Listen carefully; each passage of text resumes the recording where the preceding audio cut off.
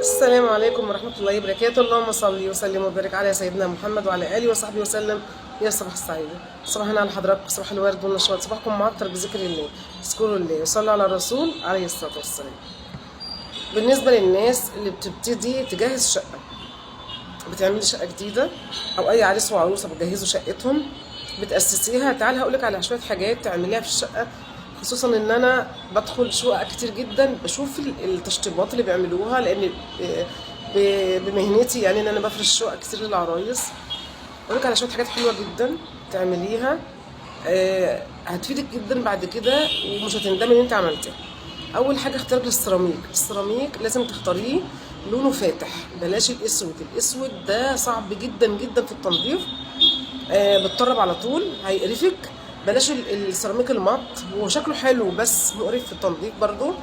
هاتي اللون الابيض الفاتح اللي منور علشان ينور لك المكان، وكمان يديكي كمان مساحه واضاءه كويسه.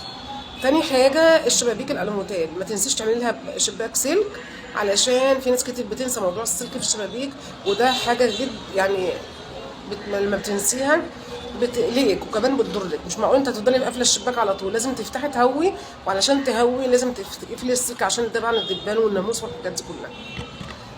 الناس اللي بتعمل بلعات في المطبخ، لو انت من الناس اللي بتحب تكبي ميه وتغرقي الدنيا، خلاص اعملي بلاعه في المطبخ. لو انت بقى بتحافظي ويا دوبك بتطوقي بس وخلاص، بلاش تعملي بلاعه في المطبخ.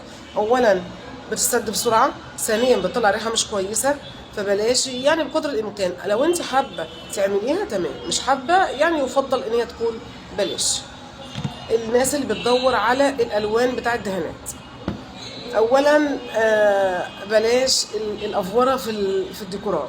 الافوره في الديكورات بتخلي شقتك صعبه، ومرور الوقت بتروح موضتها. تمام، الورد الكتير، الالوان المبهجه قوي الفقعه قوي ديت بتبقى وقت كده بتبقى موضه، بس بعد كده بتروح. اختار ايه؟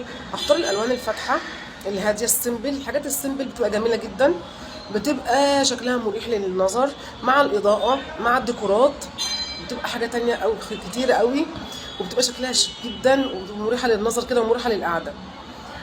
بلاش اللي هو ورق الحيطان. في ناس بتعمل ورق حيطان في اوضه الاطفال، بلاش ورق الحيطان. اولا هي بتبقى شكلها جميل كويسه بس مش عمليه، وكمان خصوصا مع الاطفال ان انت تعملي ورق حيطه واجيلك اطفال وهيبوظوها لك هيبوظوها. ده يعني ده اهم حاجه مفروغه منها.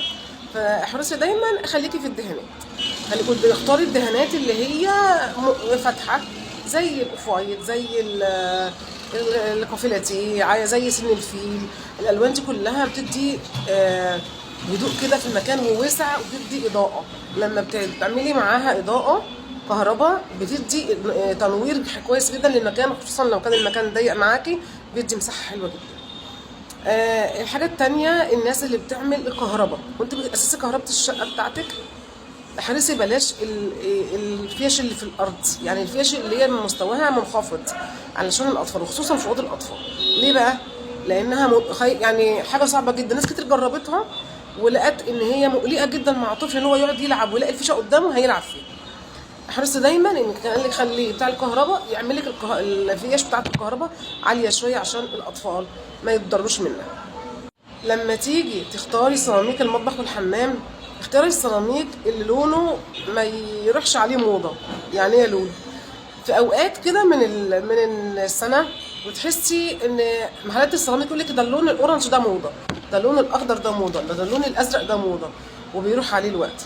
طيب ايه الافضل حاجه اللي بتفضل موضتها مش بتروح خالص خالص؟ البيجات. البيجات والكافيهات ده اللون الاساسي في الوان السيراميك بتاعه الحمام والمطابخ، اللي مش بيروح عليها موضه خالص. يعني بمرور الوقت ومرور السنين هي شغاله معاكي موضه، وشغاله معاكي شكلها حلو جدا وشيك.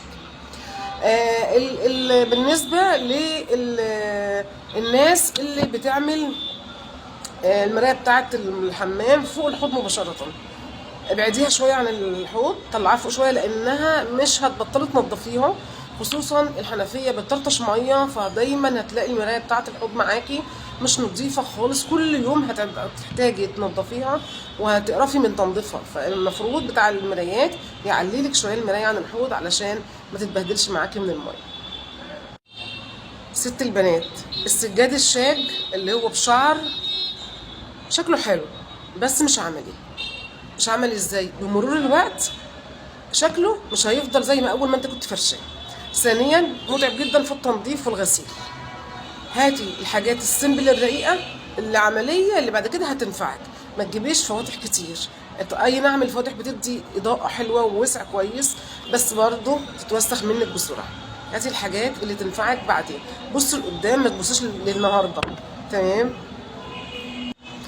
الناس اللي بتعمل برقع للستاير، ما عادش البرقع موضه خالص، خصوصا انها بطلت من زمان. ثانيا تنظيفها صعب قوي، وكمان غسيلها بتلم تراب وشكلها مش ظريف. اختاري ستاره تكون سيمبل معاكي، هتفكيها بسهوله وتركبيها بسهوله، وكمان هتغسليها في اي وقت وشكلها سيمبل وجميله. والبساطه حلوه، البساطه احلى حاجه ان انت تعمليها في بيها شقتك، هتلاقيها منوره معاكي وجميله وانت قاعده فيها مرتاحه ومبسوطه.